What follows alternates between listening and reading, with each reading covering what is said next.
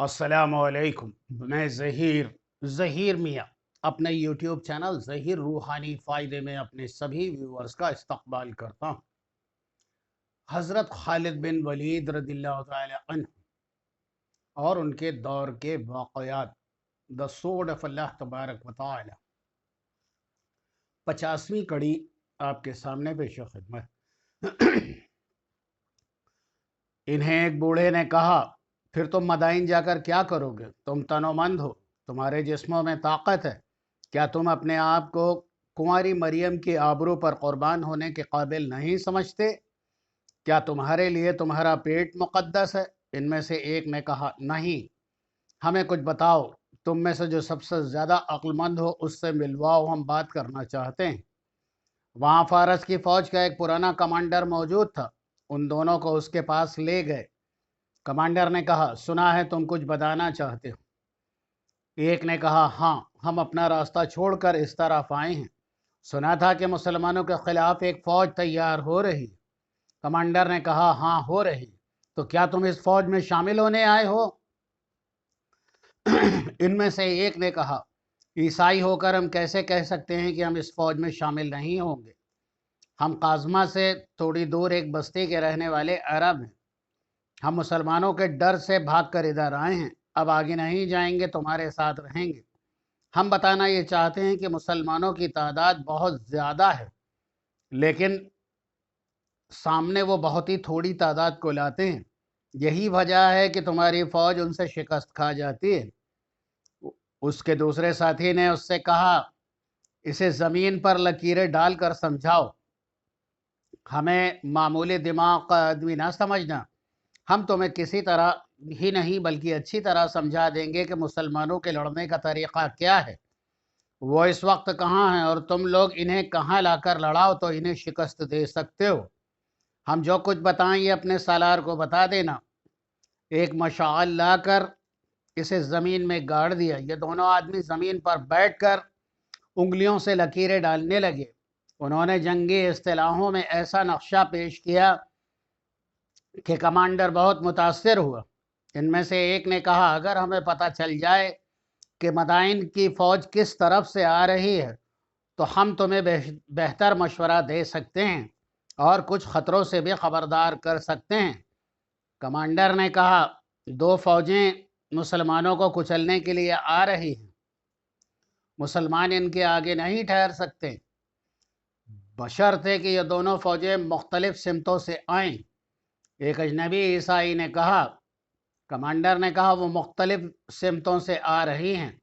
एक फ़ौज मदाइन से हमारे बड़े ही दिलेर और काबिल सालार अंदर ज़रगर की ज़ेर कमान आ रही है और दूसरी फ़ौज ऐसे ही एक नामूर सालार बहमन जाज़विया ला रहा है। दोनों वल्जा के मुकाम पर इकट्ठे होंगे। इसके साथ बकर बिन वायल का पूरा कबीला होगा। चंद छोटे छोटे कबीलों ने भी अपने आदमी दिए हैं। दूसरे ने कहा, तो फिर तुम्हारे सालारों को जंगी चलने की ज़रूरत नहीं। तुम्हारी फ़ौज तो सैलाब की मानिंद है, मुसलमान तिनकों की तरह बह जाएंगे। क्या तुम हम दोनों को अपने साथ रख सकते हो? हमने तुम में ख़ास किस्म की सहानत देखी है।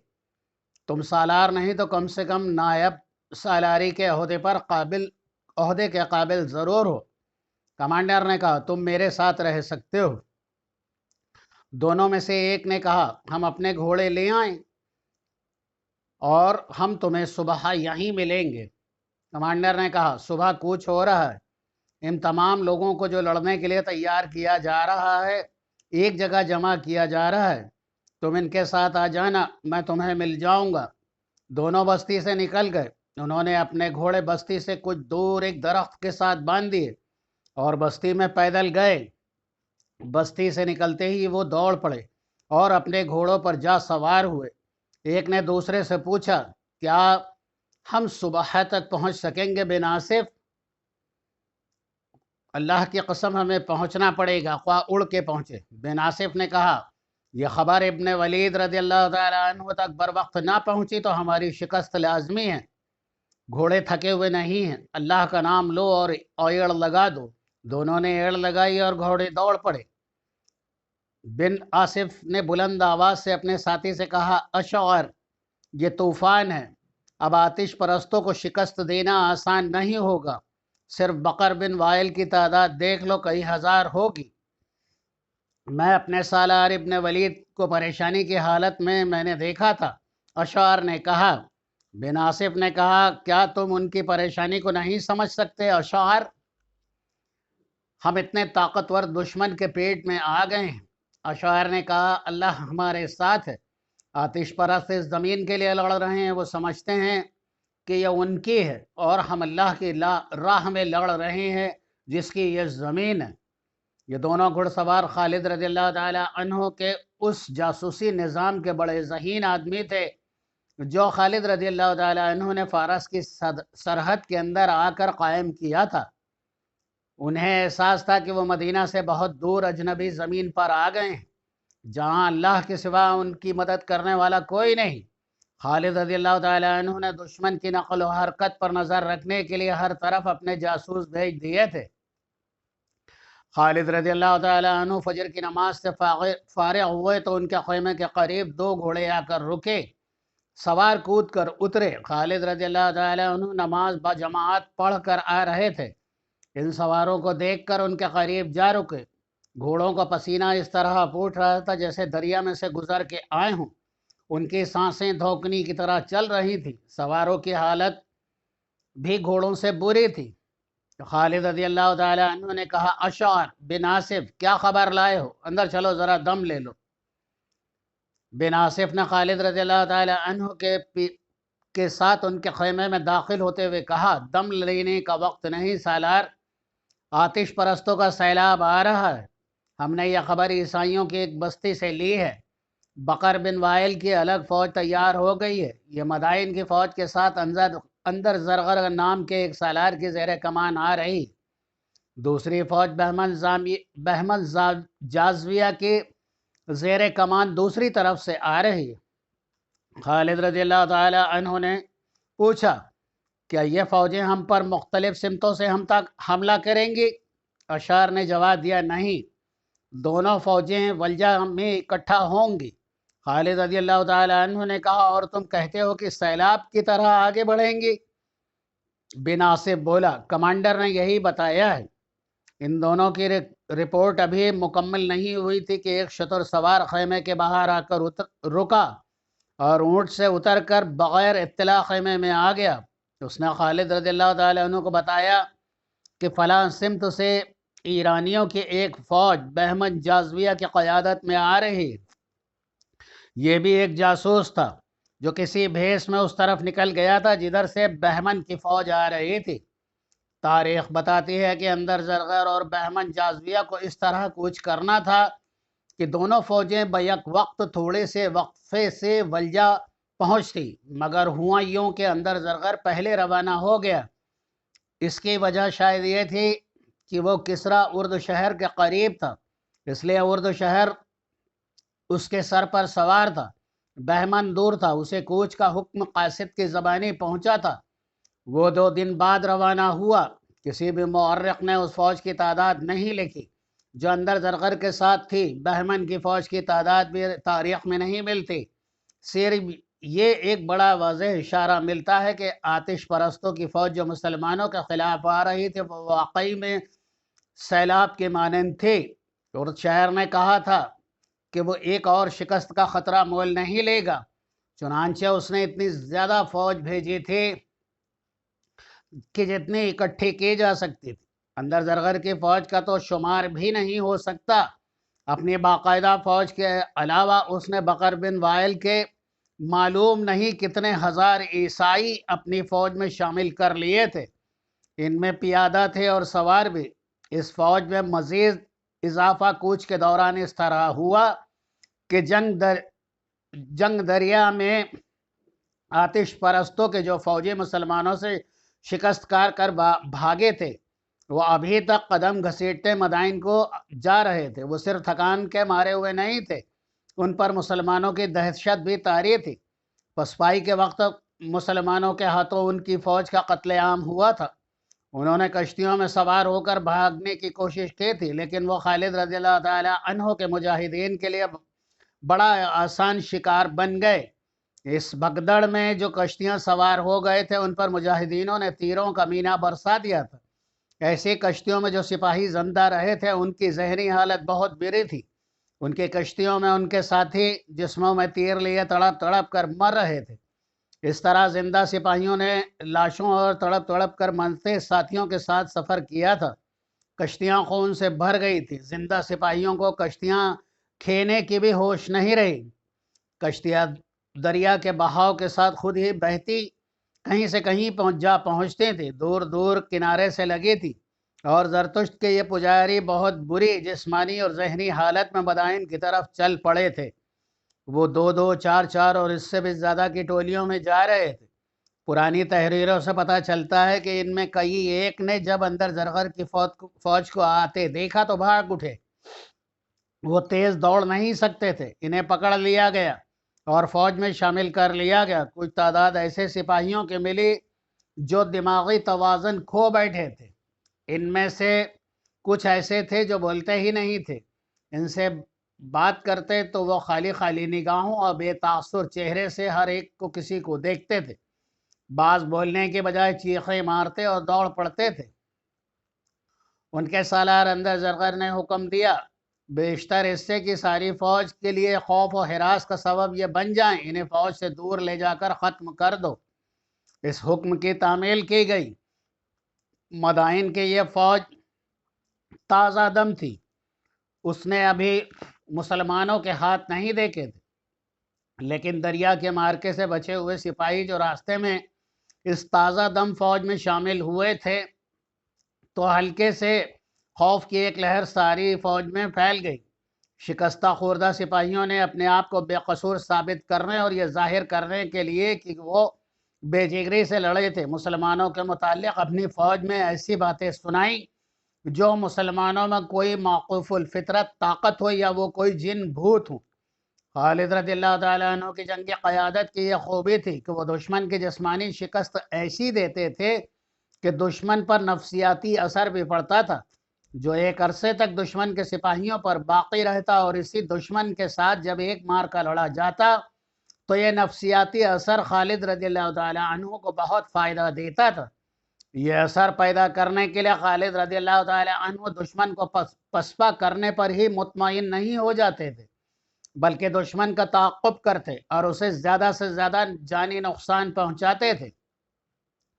خالد رضی اللہ تعالیٰ عنہ کے جاسوسوں نے انہیں یہ اطلاع دی کہ پچھلے مارکے کے بھاگے ہوئے سپاہی بھی مدائن سے آنے والی فوج میں شامل ہو رہے ہیں۔ خالد رضی اللہ تعالیٰ عنہ نے اپنے سالاروں کو بلایا اور انہیں نئی صورتحال سے آگاہ کیا۔ خالد رضی اللہ تعالیٰ عنہ نے انہیں کہا، میرے عزیز ساتھیوں، یہاں ہم صرف اللہ کے نام پر اور اس کے بھروسے پر لڑنے کے لیے آئے ہیں۔ جنگی نقطۂ نگاہ سے دیکھا جائے تو ہم فارس کی فوج سے ٹکر لینے کے قابل نہیں، لیکن ہم اپنے وطن سے بہت دور نکل آئے ہیں، ہمیں قمق بھی نہیں مل سکتی اور ہم واپس بھی نہیں جائیں گے۔ ہم فارسیوں کو اور کسریٰ کو نہیں، آگ کے خداؤں کو شکست دینے کا عزم لیے ہوئے ہیں۔ میں تم سب کے چہروں پر تھکان کے آثار دیکھ رہا ہوں، تمہاری آنکھیں بھی تھکی تھکی سی ہیں اور تمہاری باتیں بھی تھکن سے سرابور، لیکن رب کعبہ کی قسم، ہماری روحیں تھکی ہوئی نہیں، اب ہمیں روح کی طاقت سے لڑنا ہے۔ ایک سالار عاصم بن عمرو رضی اللہ تعالیٰ عنہ نے کہا، ایسی باتیں زبان پر نہ لا اے ابن ولید، ہمارے چہروں پر تھکن کے آثار ہیں، مایوسی کے نہیں۔ دوسرے سالار عائد بن حاتم نے کہا، ہمارے ارادوں میں کوئی تھکن نہیں ابن ولید، ہم نے آرام کر لیا ہے، سپاہیوں نے بھی آرام کر لیا ہے۔ میں اس لیے یہاں خیمہ زن ہو گیا تھا کہ اللہ کے سپاہی آرام کر لیں۔ خالد رضی اللہ تعالیٰ عنہ نے کہا، تمہارے ارادے تھکے ہوئے نہیں تو مجھے کچھ کہنے کی ضرورت نہیں، میں دوسری باتیں کرنا چاہتا ہوں جو زیادہ ضروری ہے۔ تم نے دیکھا ہے کہ ہم نے فارسیوں کے پہلے مارکے میں شکست دی تو وہ پھر ہمارے سامنے آ گئے، ان کے ساتھ ان کے وہ سپاہی بھی آ گئے جو مارکے سے بھاگے تھے۔ اب مجھے پھر سے اطلاع ملی ہے کہ دوسرے مارکے کے بھاگے ہوئے سپاہی مدائن سے آنے والی فوج کے ساتھ راستے میں ملتے جا رہے ہیں۔ اب تمہیں یہ کوشش کرنی ہے کہ اگلے معرکے میں آتش پرستوں کا کوئی سپاہی زندہ نہ بچ سکے، ہلاک کرو یا پکڑ لو۔ میں کسرا کی فوج کا نام و نشان مٹا دینا چاہتا ہوں۔ 3-4 آوازیں سنائی دیں، ہمارا اللہ تبارک و تعالی یوں ہی کرے گا۔ خالد رضی اللہ تعالی عنہ نے کہا، سب اللہ کے اختیار میں ہے، ہم اسی کے خوشنودی کے لیے گھروں سے اتنے دور آئے ہیں۔ اب جو صورت ہمارے سامنے ہے اس پر سنجیدگی سے غور کرو۔ یہ فیصلے جذبات سے نہیں کیے جا سکتے۔ اس حقیقت کو ہم نظر انداز نہیں کر سکتے کہ فارسیوں کی جنگی طاقت اور تعداد جو اب آ رہی ہے، ہم اس کا مقابلہ کرنے کے قابل نہیں، لیکن پسپائی کو دل سے نکال دو۔ تازہ اطلاعوں کے مطابق مدائن کی فوج دجلہ عبور کر آئی ہے، آج رات فرات کو بھی عبور کر لے گی، وہ ولجہ پہنچ جائے گی۔ ان کی دوسری فوج بھی آ رہی ہے، ہمارے جاسوس اس کا کوچ دیکھ رہے ہیں اور مجھے اطلاعیں دے رہے ہیں۔ خدا ذوالجلال ہماری مدد کر رہا ہے۔ یہ اسی کے ذات باری کا کرم ہے کہ فارس کی یہ دوسری فوج جو 1 سالار بہمن جاذبیہ کی زیر کمان آ رہی ہے، اس کی رفتار تیز نہیں، وہ پڑاؤ زیادہ کر رہی ہے۔ ہم اپنے قلیل نفری سے ان دونوں فوجوں سے ٹکر لے سکتے ہیں۔ میری عقل اگر صحیح کام کر رہی ہے تو میں ایک طریقہ بہتر سمجھتا ہوں کہ مدائن کی فوج کے جو سالار اندر زرگر کے ساتھ آ رہے ہیں وہ ولجہ تک پہنچ جائیں، بیشتر رشتے کہ بہمن کی فوج بھی ان سے آ ملے، ہم اندر زرگر پر حملہ کر دیں گے۔ کیا میں نے یہ بہتر نہیں سوچا ہے؟ سالار عاصم نے کہا، اس سے بہتر اور کوئی فیصلہ نہیں ہو سکتا۔ مجھے مدائن کی فوج میں ایک کمزوری نظر آ رہی۔ اس فوج میں عیسائیوں کے قبیلوں کے لوگ بھی جو لڑنا تو جانتے ہوں گے، لیکن انہیں جنگ باقاعدہ معرکے کے ساتھ لڑنے کا تجربہ نہیں۔ میں انہیں ایک مسلح ہجوم کہوں گا۔ دشمن کی دوسری کمزوری وہ سپاہ ہے جو پچھلے معرکے سے بھاگے ہوئے مدائن کی فوج کو راستے میں ملے تھے۔ مجھے یقین ہے کہ وہ ڈرے ہوئے ہوں گے، انہوں نے اپنے ہزاروں ساتھیوں کو تلواروں، تیروں اور برچھیوں کا شکار ہوتے دیکھا ہے۔ پسپائی کی صورت میں وہ سب سے پہلے بھاگیں گے۔ خالد رضی اللہ تعالیٰ عنہ نے پرجوش آواز میں کہا، خدا کی قسم بن عمر، تجھ میں وہ عقل ہے جو ہر بات سمجھ لیتی ہے۔ خالد رضی اللہ تعالیٰ عنہ نے ان سب پر نگاہ دوڑائی جو وہاں موجود تھے۔ انہوں نے کہا، تم میں سے کوئی ایک بھی ایسا نہیں جو اس بات کو نہ سمجھ سکا ہو، لیکن دشمن کے اس پہلو کو بھی نہ بھولنا کہ اس کے پاس ساز و سامان، رسد اور قمق کی کمی نہیں۔ صرف اندر زرگر کی فوج ہماری تعداد سے 6 گنا زیادہ ہے۔ میں نے جو طریقہ سوچا ہے یہ موزوں اور مؤثر ضرور ہوگا، لیکن آسان نہیں۔ لڑنا سپاہیوں نے ہے، وہ سمجھتے ہیں کہ ہم یہاں کیوں آئے ہیں۔ پھر بھی انہیں اچھی طرح سمجھا دو کہ ہم واپس جانے کے لیے نہیں آئے، ہم مدائن میں ہوں گے یا خدائے بزرگ برتر کے حضور پہنچ جائیں گے۔ 2 مورخوں طبری اور یاقوت نے لکھا ہے کہ یہ فہم فراست کی جنگ تھی۔ اگر تعداد و ساز و سامان اور دیگر جنگی احوال و قوائف کو دیکھا جائے تو آتش پرستوں اور مسلمانوں کا کوئی مقابلہ ہی نہ تھا۔ خالد رضی اللہ تعالی عنہ کا چہرہ اس ٹائم افسردہ تھا، ان کی راتیں گہری سوچ میں گزر رہی تھی۔ خیمہ گاہ میں وہ چلتے چلتے رک جاتے اور گہری سوچ میں کھو جاتے تھے۔ انہیں زمین پر بیٹھ کر انگلی سے مٹی پر لکیریں ڈالتے ہوئے دیکھا گیا تھا۔ خالد رضی اللہ تعالی عنہ کے سامنے سب سے بڑا مسئلہ یہ تھا کہ وہ آتش پرستوں کے فیصلہ کن معرکہ لڑے بغیر واپس نہ جانے کا عہد کر چکے تھے۔ انہوں نے اپنی فوج کو حسب معمول 3 حصوں میں تقسیم کیا۔ پہلے کی طرح دائیں بائیں اور پہلوؤں پر سالار عاصم بن عمرو اور عیدی بن حاتم کو رکھا۔ اپنے ساتھ انہوں نے صرف 1500 نفری رکھے، جن میں پیادے تھے اور گھڑ سوار بھی۔ اس تقسیم کے بعد انہوں نے کوچ کا حکم دیا۔ یہ حکم انہوں نے جاسوسوں کے اطلاع کے مطابق دیا کہ اندر زرگر کی فوج دریائے فرات عبور کر رہی ہے۔ خالد رضی اللہ تعالیٰ عنہ نے اپنی رفتار ایسی رکھی کہ آتش پرست ولجہ میں جیسے ہی پہنچیں وہ ان کے سامنے ہو۔ یہ جنگی فہم و فراست کا غیر معمولی مظاہرہ تھا۔ ایسا ہی ہوا جیسا انہوں نے سوچا تھا۔ اندر زرگر کی فوج ولجہ پہنچی تو اسے خیمے گاڑنے کا حکم ملا، کیونکہ بہمن کی فوج کا انتظار کرنا تھا۔ فوج اتنے لمبے سفر کی تھکی ہوئی خیمے گاڑنے لگی، اس کے ساتھ ہی شور برپا ہو گیا۔ بہمن جازیہ کی فوج آ رہی ہے، تمام سپاہی اس کے استقبال میں خوشی کا شور غل مچانے لگے، لیکن یہ شور اچانک خاموش ہو گیا۔ کسی نے بلند آواز سے کہا، یہ مدینہ کی فوج ہے، اور اس کے ساتھ کئی آوازیں سنائی دیں، دشمن آ گیا ہے، تیار، ہوشیار۔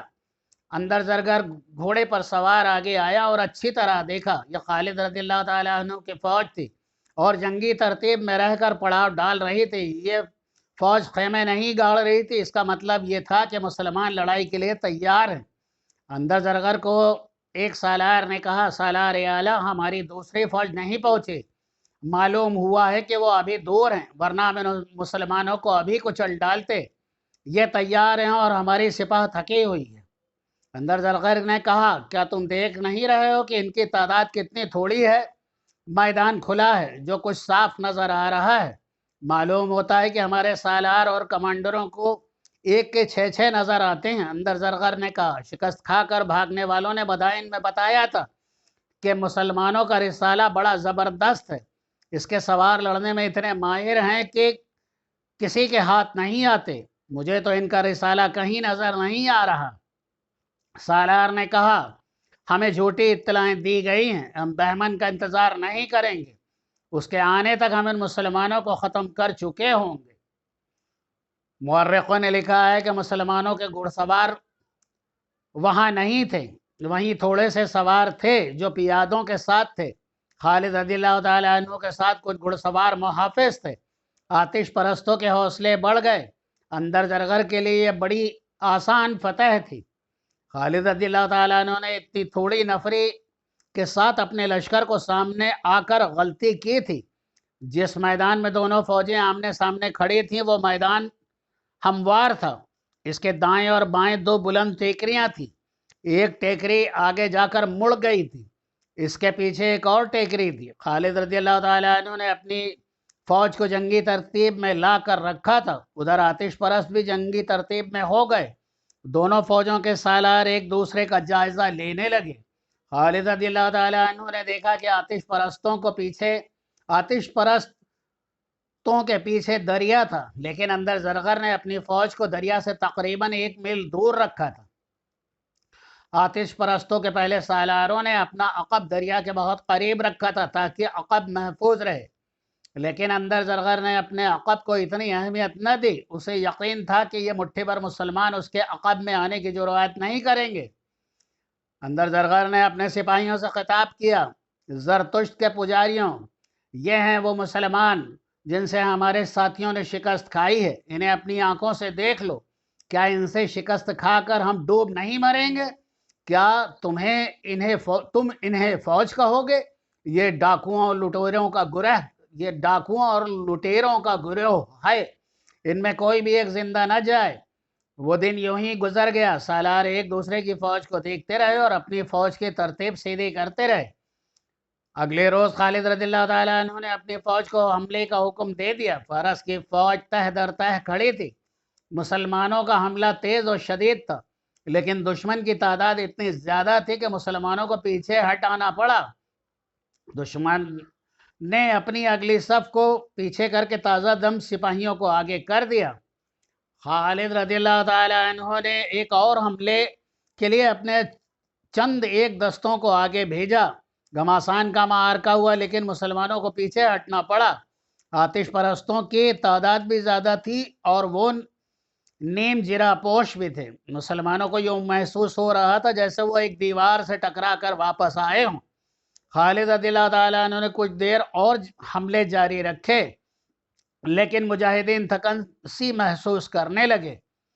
متحد مجاہدین زخمی ہو کر بیکار ہو گئے۔ خالد رضی اللہ تعالیٰ عنہ نے اس خیال سے کہ ان کی فوج حوصلہ نہ ہار بیٹھے، خود حملے کے لیے سپاہیوں کو ساتھ لے جانے لگے۔ اس سے مسلمانوں کا جذبہ تو قائم رہا، لیکن ان کے جسم شل ہو گئے۔ آتش پرست ان پر قہقہے لگا رہے تھے۔ اس وقت ایک تک مسلمانوں نے خالد رضی اللہ تعالیٰ عنہ کی زیر کمان جتنی لڑائیاں لڑی تھیں ان میں یہ پہلی لڑائی تھی جس میں مسلمانوں نے اپنے سالار کے خلاف احتجاج کیا تھا، احتجاج دبا دبا تھا، لیکن فوج میں بے اطمینانی صاف نظر آنے لگی۔ خالد رضی اللہ تعالیٰ عنہ جیسے عظیم سالار کے خلاف سپاہیوں کی بے اطمینانی عجیب سی بات تھی۔ وہ پوچھتے تھے کہ اپنا سوار دستہ کہاں ہے؟ وہ محسوس کر رہے تھے کہ خالد رضی اللہ تعالیٰ عنہ اپنے مخصوص انداز سے نہیں لڑ رہے۔ خالد رضی اللہ تعالیٰ عنہ سپاہیوں کی طرح ہر حملے میں آگے جاتے تھے، پھر بھی ان سپاہیوں کو کسی کمی کا احساس ہو رہا تھا۔ دشمن کی اتنی زیادہ نفری دیکھ کر بھی مسلمانوں کے حوصلے پست ہوتے جا رہے تھے، انہیں شکست نظر آنے لگی تھی۔ آتش پرستوں نے ابھی ایک بھی حلہ نہیں بولا تھا۔ اندر زرگر مسلمانوں کو تھکا کر حملہ کرنا چاہتا تھا۔ مسلمان تھک چکے تھے۔ خالد رضی اللہ تعالیٰ عنہ نے اپنی فوج کی یہ کیفیت دیکھ رہے تھے، اس لیے انہوں نے حملے روک دیے تھے۔ وہ سوچ ہی رہے تھے کہ اب کیا چال چلے کہ آتش پرستوں کی طرف سے ایک دیو ہیکل آدمی آگے آیا۔ اس نے مسلمانوں کو للکار کا کہا، جس میں میرے مقابلے کی ہمت ہے آگے آ جائے۔ یہ 1000 مرد پہلوان اور تیگزن تھا۔ فارس میں 1000 مرد کا لقب اس جنگجو پہلوان کو دیا جاتا تھا جسے کوئی شکست نہیں دے سکتا تھا۔ 1000 مرد کا مطلب یہ ہوتا ہے یہ ایک آدمی 1000 کے برابر ہے۔ اندر زرگر اس دیو کو آگے کر کے مسلمانوں کا تماشا دیکھنا چاہتا تھا۔ مسلمانوں میں اس کے مقابلے میں اترنے والا کوئی نہ تھا۔ خالد رضی اللہ تعالیٰ عنہ گھوڑے سے کود کر اترے اور تلوار نکالی اور 1000 مرد کے سامنے جا پہنچے۔ کچھ دیر دونوں کی تلواریں ٹکراتے رہیں اور پینترے بدلتے رہے۔ آتش پرست پہلوان مست بھینسا جیسا لگ رہا تھا۔ اس میں اتنی طاقت تھی کہ اس کا ایک وار انسان کو دو ٹکڑوں میں کاٹ دیتا۔ خالد رضی اللہ تعالیٰ عنہ نے یہ طریقہ اختیار کیا کہ وار کم کیے اور اسے وار کرنے کا زیادہ موقع دیتے رہے تاکہ وہ تھک جائے۔ اس پر انہوں نے یہ ظاہر کیا جیسے وہ تھک کر چور ہو گئے ہوں۔ ایرانی پہلوان خالد رضی اللہ تعالیٰ عنہ کو کمزور اور تھکا ہوا آدمی سمجھ کر ان کے ساتھ کھیلنے لگا۔ کبھی تلوار گھما کر کبھی اوپر سے نیچے کو وار کرتا تو کبھی وار کرتا اور ہاتھ روک لیتا۔ وہ تنزیہ کلامی بھی کر رہا تھا۔ وہ اپنی طاقت کے گھمنڈ میں لاپرواہ ہو گیا تھا۔ ایک بار اس نے تلوار یوں گھمائی جیسے خالد رضی اللہ تعالیٰ عنہ کی گردن کاٹ دے گا۔ خالد رضی اللہ تعالیٰ عنہ یہ وار اپنی تلوار پر روکنے کی بجائے تیزی سے پیچھے ہٹ گئے۔ پہلوان کا وار خالی گیا تو وہ گھوم گیا۔ اس کا پہلو خالد رضی اللہ تعالیٰ عنہ کے آگے ہو گیا۔ خالد رضی اللہ تعالیٰ عنہ اسی کے انتظار میں تھے۔ انہوں نے نوک کی طرف سے پہلوان کے پہلو میں تلوار کا اس طرح وار کیا کہ برچھی اس تلوار کے اس کے پہلو میں اتار دی۔ وہ گرنے لگا تو خالد رضی اللہ تعالیٰ عنہ نے اس کے پہلو سے تلوار کھینچ کر ایسا ہی ایک اور وار کیا اور تلوار اس کے پہلو میں دور تک اندر لے گئے۔ طبری اور ابو یوسف نے لکھا ہے کہ پہلوان گرا اور مر گیا۔ خالد رضی اللہ تعالیٰ عنہ اس کے سینے پر بیٹھ گئے اور حکم دیا کہ انہیں کھانا دیا جائے۔ انہیں کھانا دیا گیا۔ انہوں نے 1000 مرد کی لاش پر بیٹھ کر کھایا۔ اس انفرادی معرکے نے مسلمانوں کے حوصلے میں جان ڈال دی۔ آتش پرست سالار اندر زرگر نے بھانپ لیا تھا کہ مسلمان تھک گئے ہیں، چنانچہ اس نے حملے کا حکم دیا جو اسے بجا طور پر اپنی فتح کی پوری امید تھی۔ آتش پرست سمندر کی موجوں کی طرح آئے۔ مسلمانوں کو اب کچلے جانا تھا۔ انہوں نے اپنی جانیں بچانے کے لیے بے جگری سے مقابلہ کیا۔ ایک مسلمان کا مقابلہ 10-12 آتش پرستوں سے تھا۔ اب ہر مسلمان ذاتی جنگ لڑ رہا تھا۔ اس کے باوجود انہوں نے ڈسپلن کا دامن نہ چھوڑا اور بھگدڑ نہ مچنے دی۔ اس موقع پر بھی سپاہیوں کو خیال آیا کہ خالد رضی اللہ تعالیٰ عنہ اپنے پہلوؤں کو اس طریقے سے کیوں استعمال نہیں کرتے جو ان کا مخصوص طریقہ تھا۔ خالد رضی اللہ تعالیٰ عنہ خود سپاہیوں کی طرح لڑ رہے تھے۔ ان کے کپڑوں پر خون تھا جو ان کے کسی زخم سے نکل رہا تھا۔ چونکہ ایرانیوں کی نفری زیادہ تھی اس لیے جانی نقصان انہی کا زیادہ ہو رہا تھا۔ انشاءاللہ تعالی اگلی کڑی میں آپ کو ضرور اس کے آگے کا پارٹ پیش کروں گا. تب تک کے لیے اللہ تبارک و تعالی آپ کا ہم سب کا حامی و ناصر ہو. بہت سی دعاؤں کے ساتھ اللہ